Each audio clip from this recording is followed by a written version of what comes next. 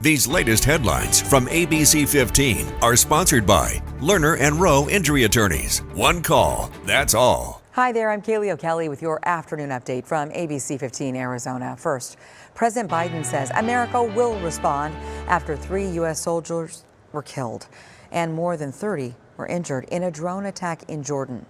Some Arizona National Guard members are among those hurt, and we've also confirmed they are not among those who were killed. The attack launched in Syria, but top defense officials say Iranian-backed militias are behind this. We've been attacked more than 100 times across the Middle East in recent months, and we know it's coming from Iran. You got to remember that Iran is connected to not only Russia, but also China and other nations. This marks the first time U.S. troops have been killed by enemy fire in the Middle East since the beginning of this war in Gaza. Governor Katie Hobbs here in Arizona releasing a statement on social media after the attack, saying in part, quote, "I am heartbroken to hear reports of the Arizona National Guardsmen wounded in action during the attack in Jordan. I'm actively monitoring the situation, and my administration is in contact with Arizona National Guard Adjutant General Muhlenbeck. We are ready to offer support for the Guardsmen and their families and will be prepared to take action as the situation develops." This light exposed the cases that were reported to the police and neglected. We had cases reopened, arrests were made, and victims started to come forward. We hope to find justice for them also. There is power in the people, and to think all of this started with an orange bracelet. This weekend, the East Valley community coming together to walk with the family of Preston Lord. It has been 3 months since the Halloween party where the 16-year-old was assaulted and later died. Charges against 7 people were recommended by Queen Creek Police late last month. No arrests have been made, though. The Maricopa County Attorney's Office is still reviewing that case. We do know this is on the minds of so many of you here in our community, and we are listening.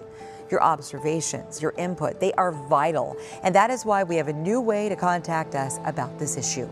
You can share any tips or concerns by emailing us at teenviolence@abc15.com or by calling that tip line on your screen.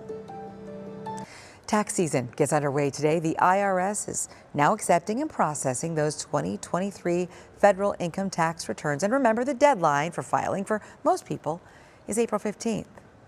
Now, before you go back to the same website, maybe even the same accountant, you might want to hear this. The IRS is launching a new free direct file system for 2024. And here's our Joe St. George to explain. Tax software, or maybe you like your longtime accountant. However you file your taxes, you should at least know that a new option is on the table soon. This year, the IRS is launching a new direct file system, a government-built free way to submit your tax info to the IRS. But it's not available yet to everybody. In fact, this year it's only being offered to Americans in these 12 states. It's expected to be fully online for them by mid-March. But even if you do live in an eligible state, you might want to think twice before waiting to use it.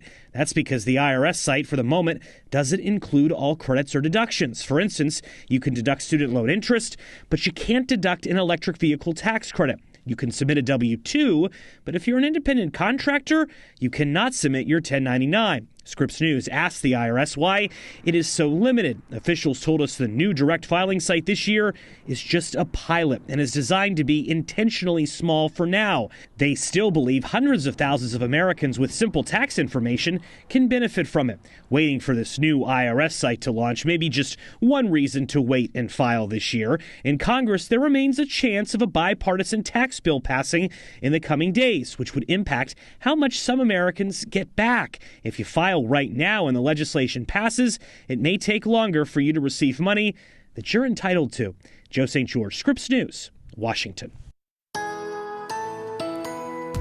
Hi there, I'm Nohelani Graff with your most accurate forecast. We're warming up here into the upper 70s now as we approach the first half of this week. Warmest day right now looks to be Tuesday. Our average for this time of year should still be in the upper 60s. That's what's normal. The warm up is going to be much more rapid today as well. So while we'll still be chilly in the morning with those lingering clouds in the mid 50s, by noon we'll already be working our way into the 70s with the cloud cover lingering. So filtered sunshine And then by 4 p.m., we're in the upper 70s. Across the rest of the state today, more 70s across southern and western Arizona, mid 60s for the central portion of the state, and along the rim, more mild temperatures as well. Still chilly, but not bad in the 50s. 52 for Flagstaff, 53 for Show Low. This warm up will take us through midweek. Then we're tracking another storm system that does look to bring rain to the valley late Thursday into Friday. Snow in the high country, same timing, and cooler temperatures as well. Well, we do have another update for you tonight. Until then, get the latest news, weather, and traffic at ABC15.com or by downloading our free ABC15 mobile app. Make it a great day. These latest headlines from ABC15 are sponsored by Lerner and Rowe Injury Attorneys. One call, that's all.